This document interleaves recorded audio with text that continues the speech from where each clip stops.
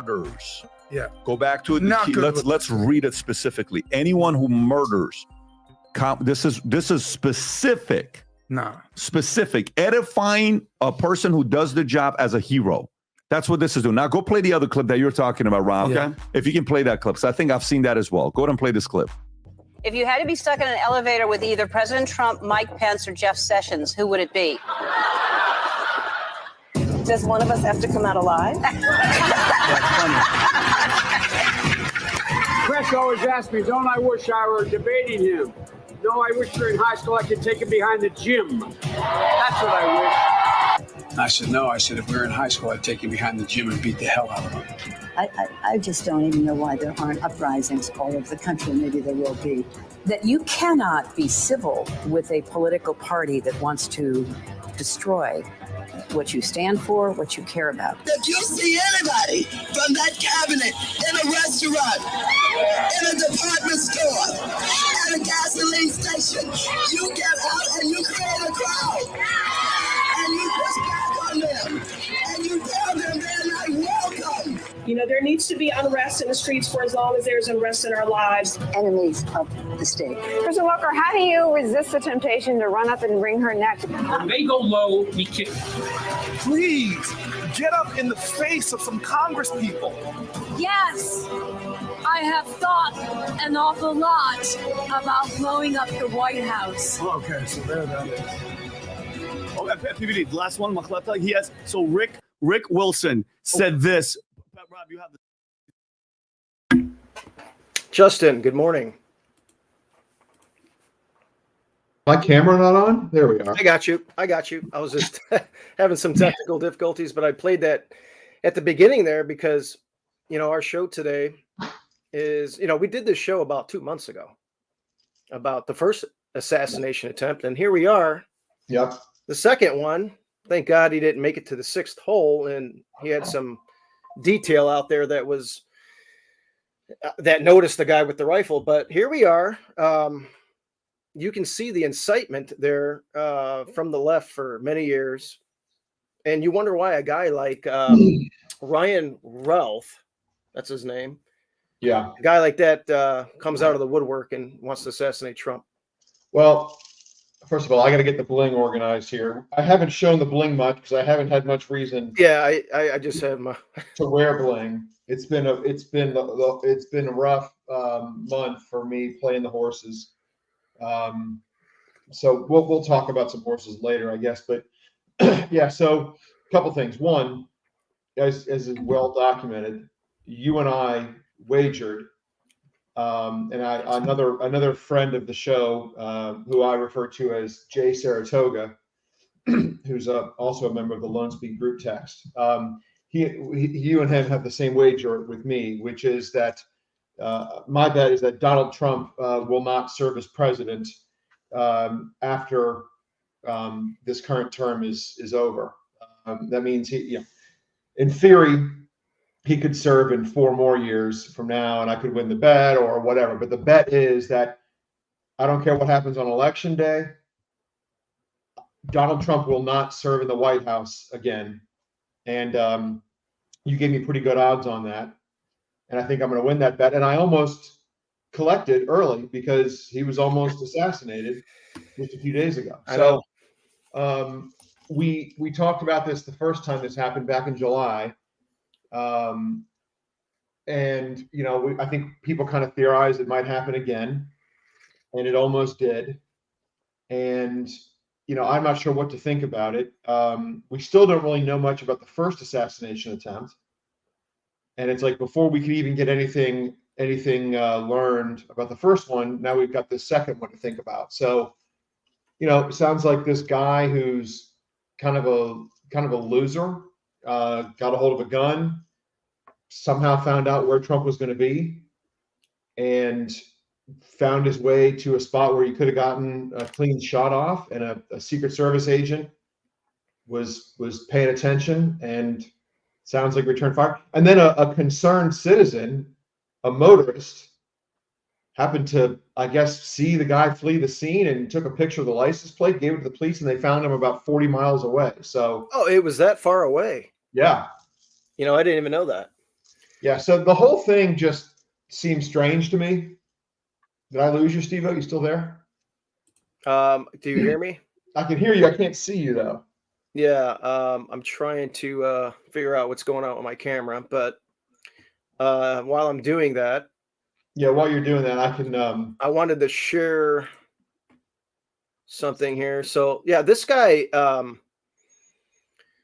they raided this guy's house, and you know how Twitter is, man. They jump to this and they jump to that, and they're like, "Oh, he's a Republican," and blah blah blah. No, this guy wrote a book, Ukraine's Unwinnable War. He recruited people, went to Ukraine. Yep. He wanted to bring in people from Iran to assassinate Trump. I guess he wrote it in his book. They go to this guy's house. Here he is getting arrested. That's it. He got arrested on I-95, about 40 miles north of the golf course. Right. So then you go to his house here. Here's his house. And there's a nice Biden-Harris bumper sticker on his work truck, parked right in front of his house. So this guy's a Republican? No, I never heard anybody claim he was. I never heard anybody claim that. I'm not saying that. Oh, all over Twitter, like right when it happened. Yeah. Yeah. Look, this is to me the only interesting element to both assassination attempts. The only interesting questions are: one, did anybody in a position of authority provide any kind of assistance to either of the two would-be assassins? And that could mean communications beforehand. It could mean turning a blind eye the day of, whatever. I don't know what it means exactly. But then the next question is the Secret Service or federal law enforcement deliberately leaving the door open, so to speak, for these people to get close to Trump? I mean, one of them fired multiple shots, one of which hit Trump in the head. It was the ear, but fraction of an inch the other way, and Trump's dead. And the other one gets onto a golf course or to the fence line with what would have been a clear line of sight if Trump had been, another 100 yards or so forward. I don't know if he actually had a clear line of sight at the moment that the Secret Service fired upon him. I haven't gotten a level of detail, but I'm not sure it matters. The point is, security around Trump has obviously not been strong enough to present two total dipshits with rifles from being really close to killing the former president. So that's the second question. What is it? Is the Secret Service or the FBI or whomever, are they deliberately sort of turning a blind eye and leaving doors open? The same way that a guy who is tired of making lease payments on his car might drive his car into the bad part of town, leave the keys in the ignition, and walk inside to a bar for a couple hours. You know what I mean? Hoping the car will get stolen. And I've known people who have done that very thing. But to me, that's the question. I mean, worrying about rhetoric and so forth. I mean, for some reason, I don't spend a lot of time thinking about, did the Democrats cause this with their violent rhetoric? I think these people are so nuts. And well, that's what I'm saying. I think when you have somebody that's on the fringe of being crazy like this, and then you have our leaders inciting violence and actually encouraging this type of thing, you get a guy like this that's pictured right here, who's a little wacko, but Biden-Harris sticker on his car, goes to Ukraine, wants to kill Russians, recruit Iranians. He wants somebody to assassinate Trump. I guess you couldn't get anybody from Iran to assassinate Trump, so he goes and tries it and do it himself. I don't know. I think the conspiracy theory that the government's involved, that's some other people that I know kind of think that. I'm thinking it's just that this guy's nuts, and that our leaders, our Democrat leaders, are the ones that created this monster. He morphed into something, and went over there and wanted to shoot Trump. Yeah, but to me, the questions about why why was the roof not covered in the first assassination? Why was there not an agent? And they give us this BS explanation. Well, it was a sloped roof and not safe. And that was obviously total bullshit. I mean, unquestionably bullshit. There's that element to it. There's, why did that secret, the counter sniper behind Trump in the first attempt, he had the guy in his sights for like a substantial period of time, let the guy fire off a bunch of shots. Thank God he didn't hit Trump. I mean, it seems like I'm just surprised. And I do have some history with protective federal law enforcement, both the Secret Service and the State Department, who has the Diplomatic Security Service. I 25 years ago, literally 25 years ago, I worked at the Watergate Hotel, and I was in charge of security. I was very young. I was 23 years old. Oh, that's cool. And I was in charge of the security detail there. And it was just a part-time, not, a lot of part-time people, some full-time. I was full-time, but foreign heads of state and foreign dignitaries would often stay at the Watergate Hotel. And when that happened, the Secret Service would come by, do all kinds of prep work. The State Department would come by, do all kinds of prep work. They had everything figured out. And I just remember those interactions and the amount of effort that went into keeping protectees safe. And I just have a hard time believing that two incidents like this could happen, given what I've seen and experienced firsthand from the Secret Service in the past. It leads me to wonder, is there more here? Are they deliberately just, turning a blind eye to things, hoping some lunatic will take a shot at Trump? And I don't think it's that hard to believe that that's possible. It could be Dan Bongimo. Bongimo, I think that's how you say his name. He used to be in the Secret Service, and he said this, like some of these, like they had to know, like he had to know where he was going to be. The first shooter, it's like that was too easy. Like we should have had guys on that specific roof. So yeah, these coincidences are they more than that? And I mean, my dad thinks there's going to be a third attempt on him. At this point, who could argue? I mean, my general theory, and I can't get too specific here because I don't know enough about all this, but, it seems to me that our elected officials for a very long time have been operating in a way that is not consistent with the needs and the wishes of the American people. And we know a lot of people that go into politics get rich. They all kinds of, they sit on boards after they finish serving, and they write books. Become lobbyists. Right. And, Trump claims to want to put a stop to all that.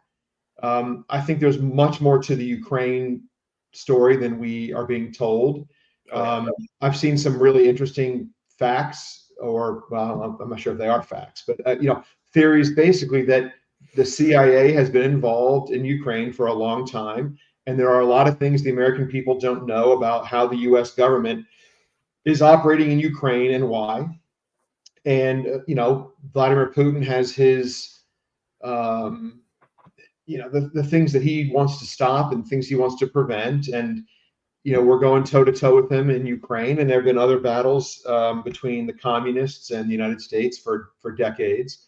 And I know that they're not technically a communist country, but I just think that there's some things we don't know, and that Trump represents a threat to all that, a threat to the status quo. And there are a lot of people that probably could be harmed if Trump was able to get in office. Exactly. And finish what he started to finish. I don't think it's just about, special interests and money. I mean, I think that's a big part of it. I think we were in Afghanistan for 20 years, and now we're in Ukraine. I think a lot of the motivation is money and the military-industrial complex. And I think, big pharma and COVID. I think if you peel back big pharma, you hit big pharma. There's also there were a lot of biological weapons. Yeah, I've heard facilities that were there that were blown up on purpose once the war started. Yeah, you already know about Burisma, the Nord Stream pipeline. What happened there. That's a great point. A great point to bring up is the Burisma thing. That yep.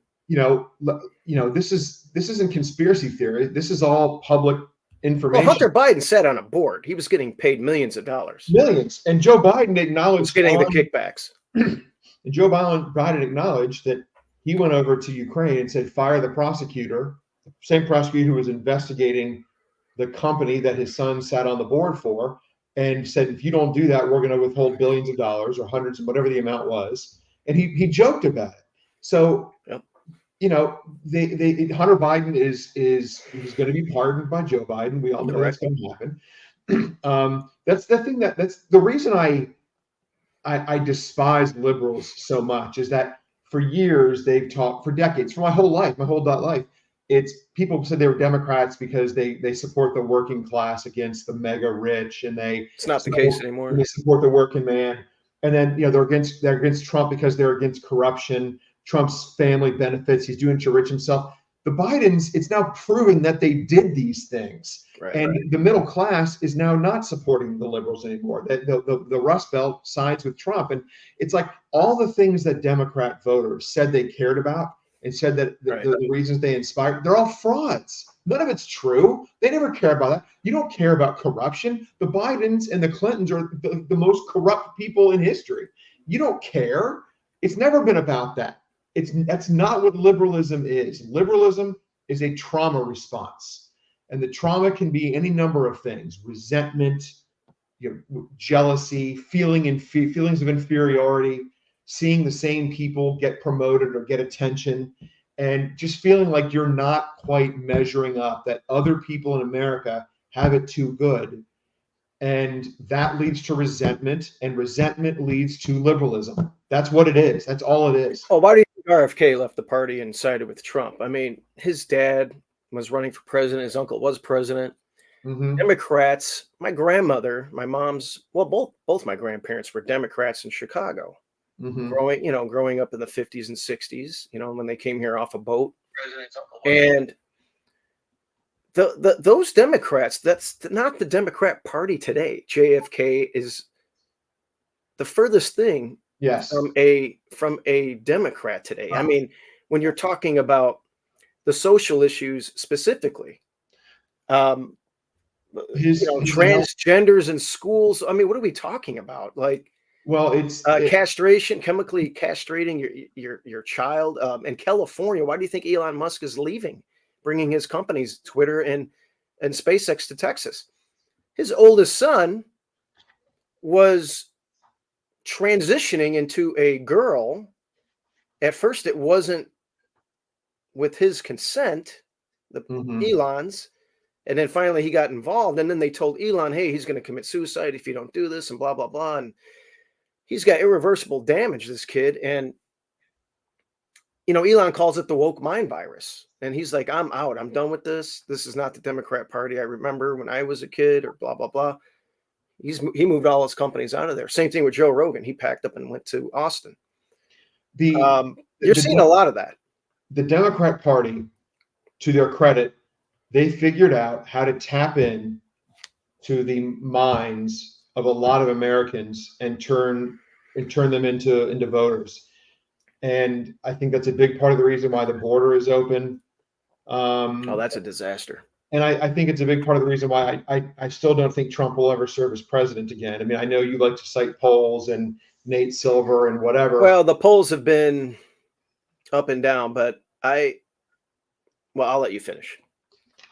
I think that what happened in 2016 when Trump upset Hillary Clinton, it derailed the plans of the elite, of the globalists, of the semi-socialist, or whatever we're calling them, and they vowed never to let it happen again. And I think they stole the 2020 election fair and square, you might say. I think they figured out how to harvest ballots and do it. Did we learn our lesson this time, though? Because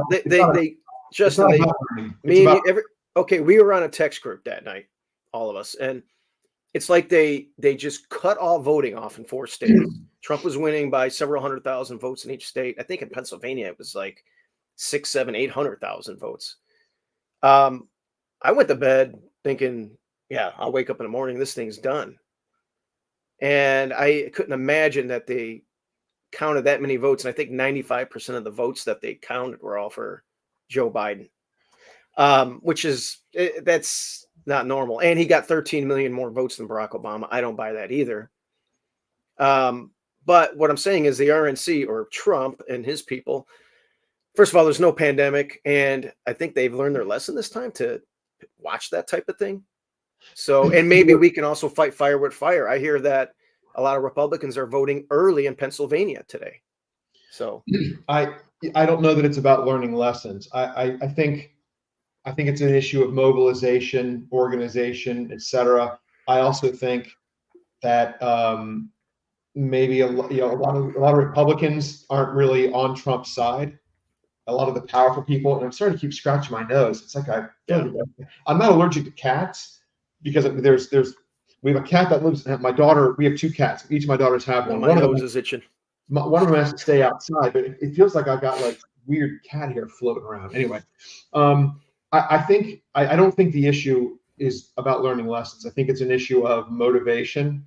Okay. I think it's an issue of organization. And I think the Democrats out hustle us because they're more motivated. The fire in their belly is visceral. I think people who are generally happy and enjoy their lives aren't quite as mobilized as people who have resentment as the fire in their belly. And I think that is the case with many, many liberals. And because that is the case with many, many liberals, they get out and they go that extra mile, even if that extra mile means harvesting ballots that otherwise might not be cast, because who the hell knows? I mean, there was one kid in Nevada back in 2020 who put a picture on social media that he had like 18 ballots show up at his house addressed to different people who had lived there. I mean, how many of those ballots ended up being cast for Joe Biden illegally? We will never probably know. And I think until that kind of thing can be prevented for certainty, the Democrats are more mobilized, and they're probably going to win elections. Now, as I've said to you and Jay Saratoga, Trump might win the election somehow, but I think they will somehow stop him from serving as president. What are they going to do? Poison him, maybe? I mean, look, you're right. From what I've seen, I think there's definitely going to be one more attempt. He needs to probably maybe not go on the golf course, they were saying, but I'm sure they could do security detail, but he's probably going to be doing they're probably trying to deter him from doing a lot of rallies, because he's going to probably be doing a lot of them in the 6 weeks before the election, especially. He's had glass bulletproof partitions up now. I'm sure the Secret Service or the protection he's getting, I would assume he's got some third party stuff that he hired out. But I don't know. I feel bad for his whole family. Melania too. She's probably stressed out by it. Barron. Do you think you're going to win your bet with me? Do I think I'm going to win my bet? When I made the bet, I actually at first thought I was taking advantage of you, and I agreed to give you the 3-1 odds. Because you have to keep in mind, he just destroyed Joe Biden in a debate. Joe Biden didn't even back out yet. I know. There were talks of him backing out, but he didn't even back out yet. And I'm like, who are they going to trot out there? Kamala. And but the media is very slick. We didn't even get into the debate and how they manipulated that on ABC, how they fact checked him 5 times on things which should not have even been fact checked. She should have been fact checked a few times. And they just kind of like dove into things about Charlottesville, January 6th, the Central Park 5. Who gives a shit?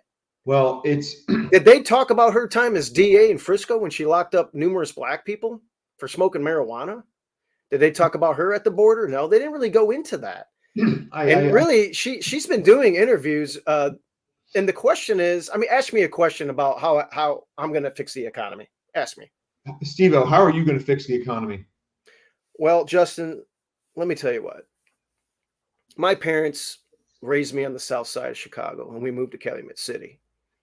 My neighbor used to water his lawn every day. and I learned to not even walk on it. I mean, that's what she's talking about. Yeah.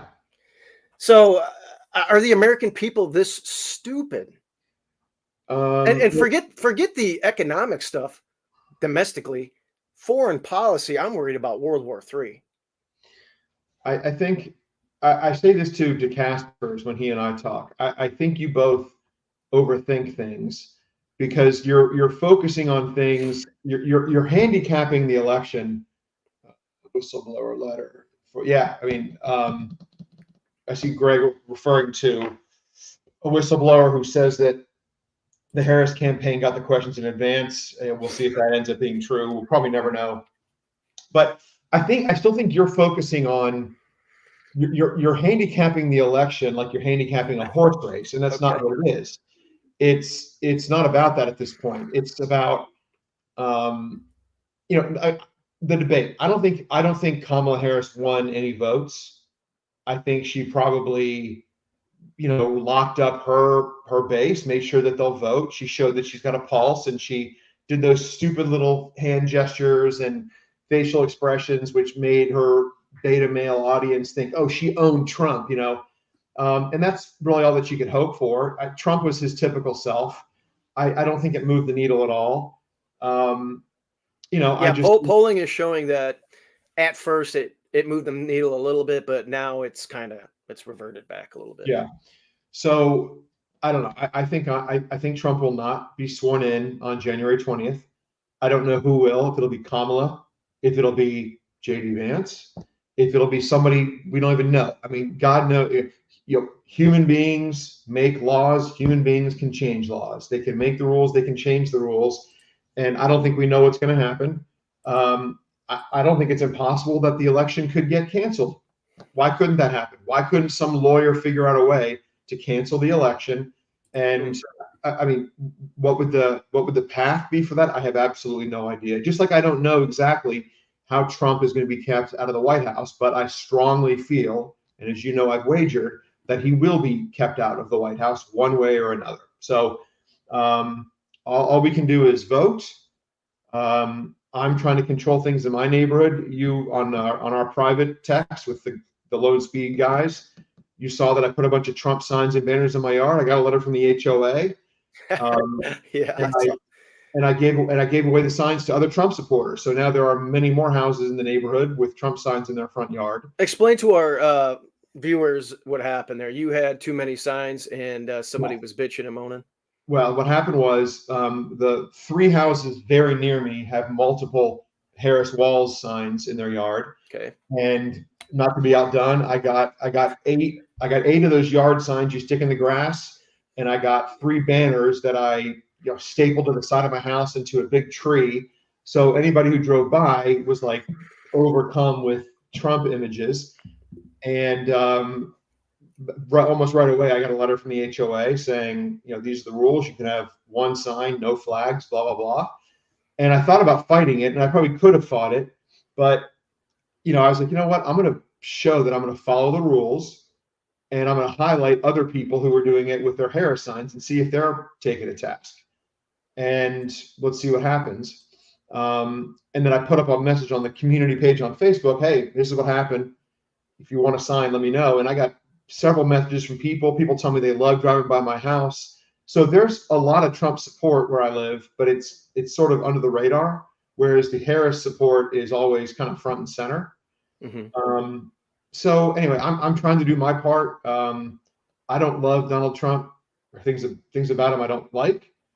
There are things that I wish he'd change, but I absolutely believe that if Kamala Harris and people of her ilk get their way, America is going to look very, very different than it looked when you and I were growing up, and the way it looked. Yeah, it's very different now, especially even pre-COVID, not that long ago. I'm worried about the social stuff, our schools, our kids. When I was a kid, I remember my kindergarten teacher, Mrs. Genevieve. I mean, she was a big, tough lady. We never got out of line. We respected her.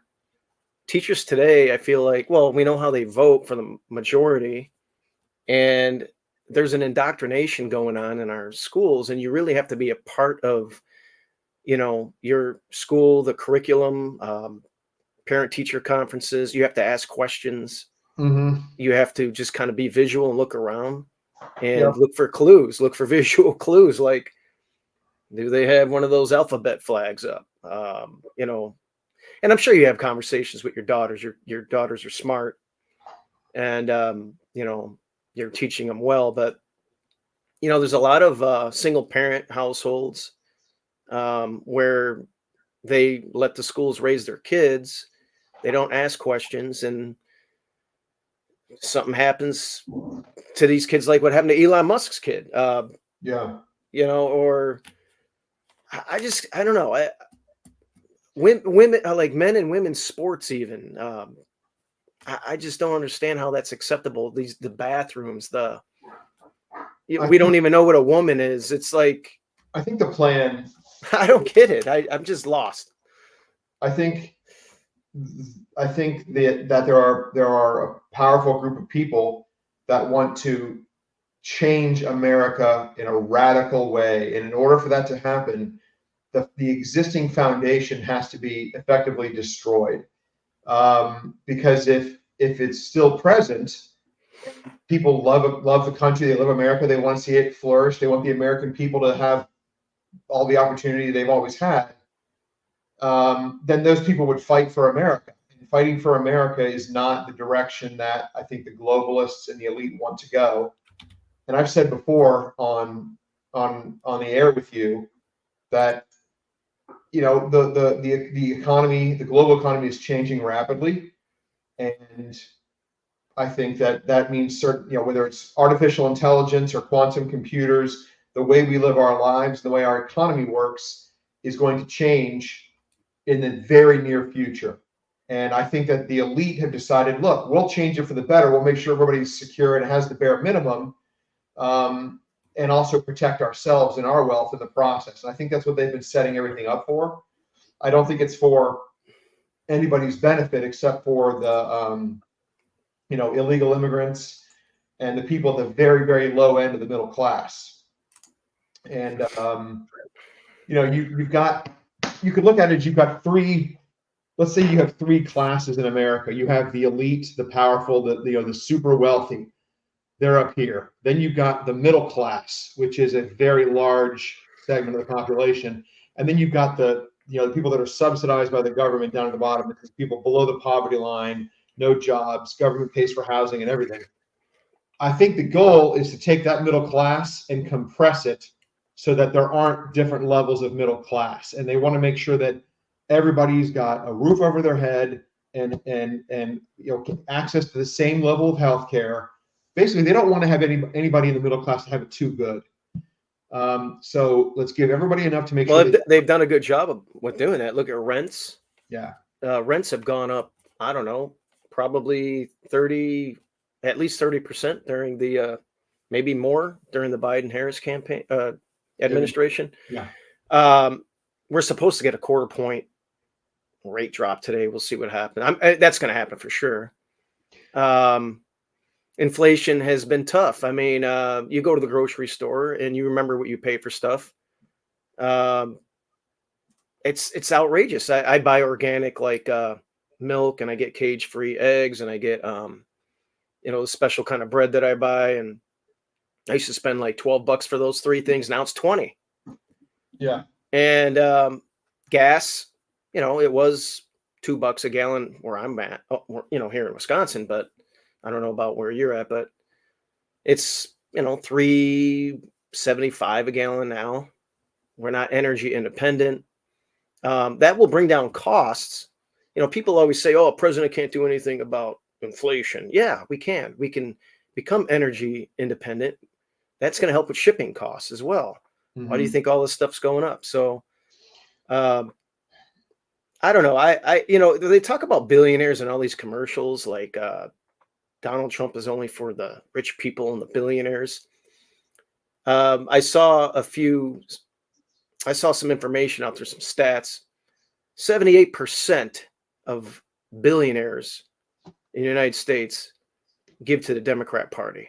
So If Trump is for the rich, how come he's only getting 22%? Yeah. I think that's just an attempt by liberals to stoke the flames of resentment that many people have in general.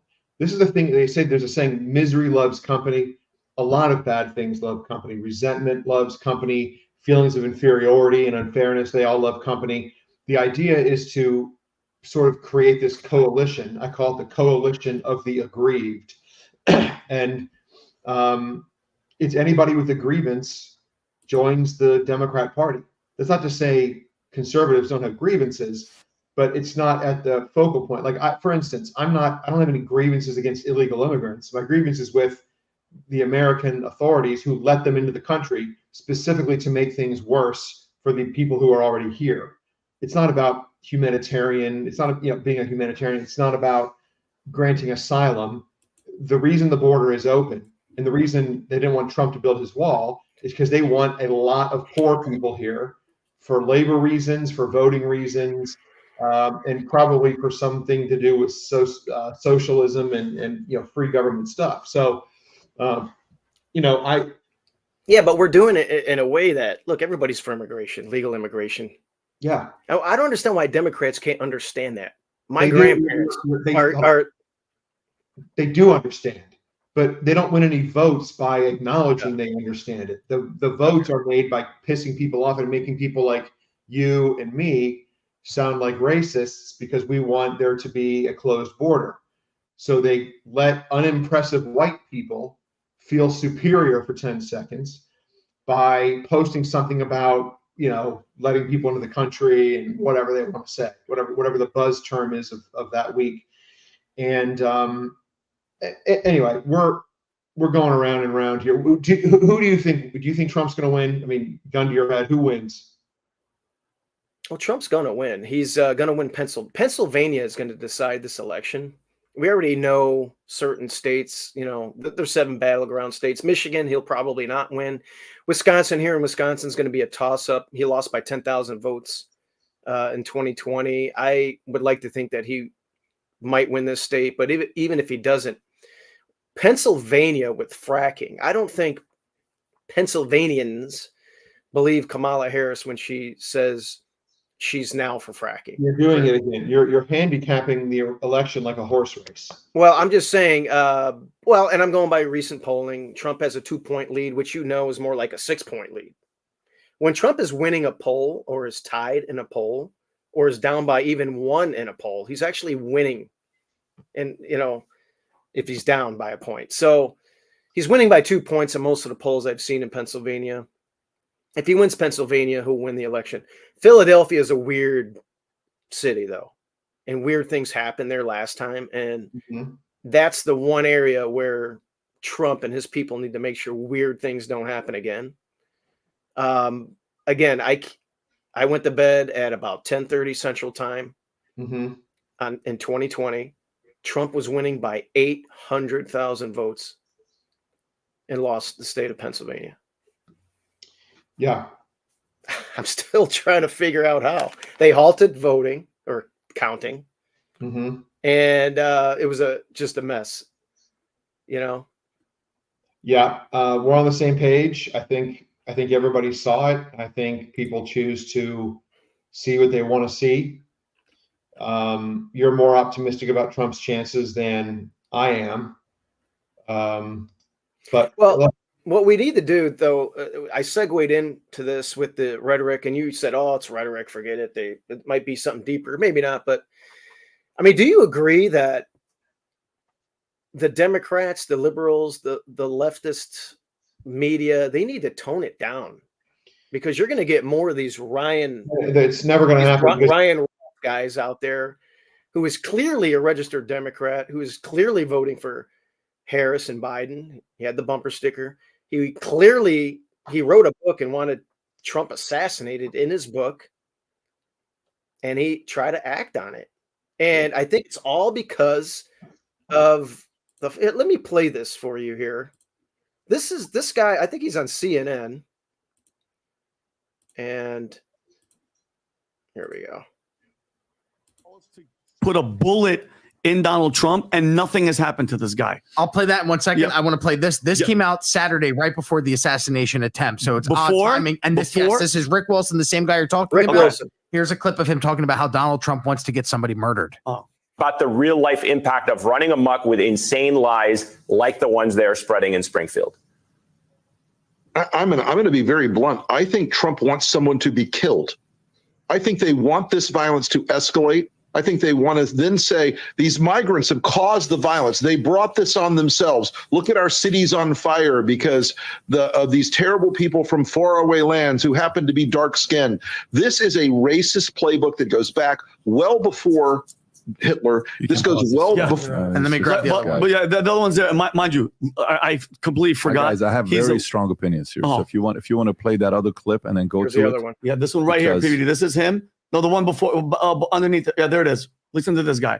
Same guy, That you PVD. just heard saying that Donald Trump wants to get somebody murdered. Yes. And the donor class can't just sit back on the sidelines and say, oh, well, don't worry, this will all work itself out. They're still going to have to go out and put a bullet in Donald Trump. And Okay. They're All right, so look, this guy, this is the media. If you ever watch Morning Joe, I like the laugh. If you want some laughs, Justin, forget The View. Watch Morning Joe on MSNBC one time with Joe Scarborough and Mika, whatever her name is. Yeah, she's an They both had an affair with each other and cheated on their spouses, by the way, and then they got married. But watch that for about 10 minutes. And you're going to be like, no wonder you got a guy like Ryan Ralph out there trying to assassinate Trump. Yeah, but I want to go back to the immigrant thing, the Haitians in Ohio. There are all these bomb threats that came in. The left has been talking about it. Every single one of them has been a complete fabricated lie. Mm-hmm. It's been a complete hoax. It's all been debunked. They're all from overseas. Not one is from here or from a Trump guy. It's all fake bomb threats. And then the left just ran with that story. Now they're quiet about it now. There are, now I don't know about dogs. I haven't heard anything about dogs. Okay. So Trump mentioned dogs on the debate, but yes, there have been cats that have been killed and eaten. Mm-hmm. There's video of it. I can bring it up and show you, but there are videos of that, and they have been killing geese in ponds. Okay. Not only that, forget that stuff, the animals and the memes and all that. I like your memes, by the way. Thank you. They're funny as hell. They're a drain on all of the social safety nets there locally. It's and they're taking up rents. They're it's moving. a town of 55,000 people that is now 80,000 people. You can't move 20,000 people into a town within a 36-month period and be ready for that. And they also, I think car fatalities in the county has gone up 400% in the last 3 years. So I'm going to touch on something you said a minute ago when you were talking about Joe Scarborough and what a joke that show is. And it totally is. They're both jokes. But this is what agrees. This is what you're not considering, Steve-O. That show is entertainment. It's not news. So you can't really hold them to journalistic standards. It's not what the show is supposed to be. They are entertaining beta males and unhappy, bitter, resentful women that haven't been asked out on a date in a very long time. That's their audience. That's what their audience wants to hear, tough talk against Trump. And the reason it's their audience is that's what makes money. You could argue Fox News has its audience. So I hear what you're saying. Okay, Fox News has Sean Hannity. I'll give you that. Okay, but they report news most of the day. I mean, Hannity aside, okay, Hannity is our righty tighty. Okay, well, Jesse Waters. I bet listen. I think, but the Five is a panel that has liberal thinkers on there as well. I understand. My point is that people like Rachel Maddow and Joe Scarborough and that other dork on MSNBC that wears glasses, I think his name is Chris something or other, they are entertainers and they have an audience that they have to entertain and keep engaged. And that audience really hates Trump, in my opinion, for psychological reasons. And you know, you can't run the risk of them going somewhere else. So they give them their daily injection of anti-Trump nonsense, and they keep their audience engaged. And I know, but when you're spreading lies and saying he's a racist, They don't I mean, care. every news station they call him a racist. Yeah, they don't care. It's just crazy. I know. And you saw that that last clip of that dude from CNN. I mean, he's just blown about it. Yeah. Put a bullet in his head, and they're trying to do that. Well, I wanted to dive into something else real quick. Okay. Puffy Combs. Yes. Geez. I mean, what is the deal with that? There's a lot of stuff going on here. He's in Central Park. I think this was 2 days ago. They got this video, or yesterday. Yeah. And I got this. So it goes here. Reports have surfaced that Diddy, the man known for his beats and now for his unique party planning skills, was apparently hosting what could only be described as the world's most manliest sleepovers, dubbed freak-offs. They went on for days, featuring a cast of characters that included male performers, with Diddy allegedly directing the show, camera in one hand, and, well, let's just say he was very hands-on with the production. And can we talk about the catering at these events? Over 1,000 bottles of baby oil and lube were reportedly on the menu. After these marathon events, Diddy didn't just offer a goodie bag to go. He arranged for IV trips, because nothing says thanks for coming like rehydration after, you get the pun there. Right. He allegedly had a director's cut of everyone's performances, and not for a new music video, but as keepsakes, or should we say leverage? Because in Diddy's world, what's a party without a bit of light blackmail to ensure the after party is just as secretive? Diddy was reportedly keeping tabs on his guests' whereabouts and health stats, because, as you know, wellness checks are crucial after such vigorous activity. So apparently he's got some powerful people in on these videos. I heard I know that Justin Bieber was molested by him. I had heard something about that. I didn't know if that was confirmed. And I could just, here's the thing. What is the over under on him hanging himself? How many days? I don't know. I mean, my understanding is he's locked up right now on something like an insane amount of bond. I mean, I actually haven't seen anything on this. My understanding is he's in jail and isn't going to be let out until his trial. And if he's acquitted, he'll be let out. But to answer your question, I don't know what I think is going to happen. I mean, it sounds like he's in a lot of trouble. I think it sounds like he's a very weird, disturbed human. Yeah, Cuba Gooding Jr. Had an interview with somebody I was watching, and he said he tried some weird shit with him too, and even Terry Crews was talking about it. But yeah, the tapes that they got, I wonder who's on these tapes and if any of that's going to ever get out, and probably not, but you never know. Yeah. But I just wonder if he's going to commit suicide. Yeah. I mean, the same thing about Jeffrey Epstein. I know people say they don't think he committed suicide. He didn't. Come on. There's no way, Justin. Don't be that naive on me. I think if Jeffrey Epstein was such a threat that people wanted him killed, he would have been killed before he was ever incarcerated. I don't even think he was killed. You think he's still alive? I think he paid off a lot of people. He's a multi-billionaire, and I think he's living somewhere in Chile or who knows where. Interesting. Any horse plays today? The Wednesday slates are pretty. There's not much out there. Maybe we'll put something on the group text. But there's a horse that is running at Churchill Downs tomorrow. Oh, we could look at that. That I think is interesting. What I've got to do is figure out exactly what race the horse is in. This is going to take me just a moment.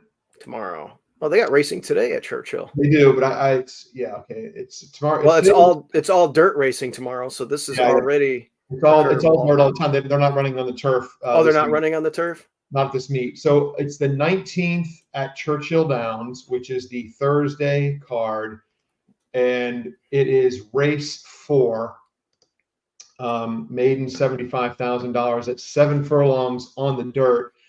I added number 6, Yo Levin, for James Baker, jockey James Graham, 10-1 on the morning line. I added this one to my stable mail. It must have been the date of that last race. Let me just check real quick. I should have been better prepared. So I'm going to go into my horse watch, and I'm going to tell you. Was it getting a trip of death? Well, I think it was. Yeah, I think it was because now it's going. Yeah, it's going turf to dirt. Obviously, it's cutting back. Yeah, I added Yo Levin on August the 18th. So Thursday, Churchill Downs race 4, number 6, Yo Levin. That race on the 18th broke from a wide post, was up close, ran a good race. Now cuts back. In the previous start at 7 furlongs, stumbled at the start as the favorite. The start before that was at a 1-turn mile, which happens to be, also on the same course. A 1-turn mile, and it wasn't bad. It was a winning race. Yeah, just got a little tired in its debut. And then had the mud. So on debut, runs second at 17-1, 1-turn mile, goes to 7 furlongs as the favorite. Stumbles at the start. You can draw a line through it. Then goes to Ellis Park, runs in the mud. Maybe you didn't like the mud that day, still basically split the field. Then tries 2 turns on the turf, gets a trip of death, or at least a wide trip where the horse was pressing the whole time. And the race was won by a horse that came from way out of it. The horse that ran second, Why Waste Words, already came back to win its next start. Granted, that was at Belterra, but a win's a win. So there are reasons to believe that the 6, Yo Levin, is not going to run badly at 7 furlongs on the dirt. It's not really a drop in class, but has run well against Maiden Special Weight Company before. This is probably the right level for the horse. And, I think the horse is one to consider at 10-1. So let's see, maybe we could reconnect tomorrow. But if this horse draws in, and if there are no crazy scratches in here, I think the 6 has a big chance. I like a lot everything you said. First of all, the debut. It's to go that's a 1-turn mile there, but it's still a mile. It's hard to run a mile in debut. Got just a little bit of tired. That was expected at 17-1. Was the favorite in its next start at 7 panels, and they raised it. And I can't get the replay. I tried to get it just now on ExpressBet, but it stumbled there, and it must have been significant because it was nowhere near the lead. And you can just draw a line through that. Then you talked about the mud, where maybe it didn't quite grab the surface at Ellis Park, and that was its first. That was that like half turn race where it was in the 2-hole, which inside's not good there. 2's better than 1. Yeah. And the last time a trip of death, pretty much on turf. So now you're cutting back. You're getting back to Churchill and the 1 turn and took the lead. I mean, took the lead briefly. He did, yeah. In the Ellis race at 7-1, and had a next out winner, finished 4th of 12. So an honest, respectable effort is probably going to appreciate the turn back. By Yoshida, who is a 14% trainer on turf and about the same on dirt. The mare, 7 Arrows. She's only had 2 foals to race. Yeah, let me pull up the. They're both maidens. There's nothing exciting nothing to write home there. about. Yeah. No, not at all. So, look, let's see what the tote board says. This is a horse who I think has run better than it looks on paper. And on buyers, if buyer speed figures are your thing, the favorite in here is going to be the 7, who for Brad Cox, who put up a 66 buyer speed figure. Well, the 9s also put up a 71. So the 6 is a little bit light with a 68 on the career debut. Arguably, it's most. I mean, you could argue that again, if you like buyers, it looks like the debut was a clean race. then it gets a bad start, then a wet track, then turf, which may not be its thing. With it, Right. So you can say that this one absolutely fits on buyers. Yeah, James Baker, obscure for whatever trainer. So we're going to get every bit of that 10-1. I like that Jimmy Graham stays on, and he gets everything out of your horse. He's a very aggressive towards the wires, very strong, and he jumps up and down on the horse and gets him going. And he tries to get everything out of get the run out of your horse. I gotta take the bling off because I gotta get to work. Yeah, go ahead. The McPeak runner, and there's one I might want to do an exacta with. Yeah, the first time starter. Yeah, I like the work tab on that one. Let's maybe reconnect tomorrow if we both have time, Steve-O. Yeah, let's reconnect tomorrow. We got entry day at Hawthorne. We got a bunch of horses running tomorrow at Hawthorne. I think 4, and then we're entering like 4 or 5 for Sunday. And maybe you can join us on Sunday's show. That would be kind of neat because you haven't come on yet. I love it. I'm in. All right. I'll see you later, brother. All right, guys. Hope you enjoyed the content. Hey, can't we all just get along? Can't we all get along? Bye. Bye-bye.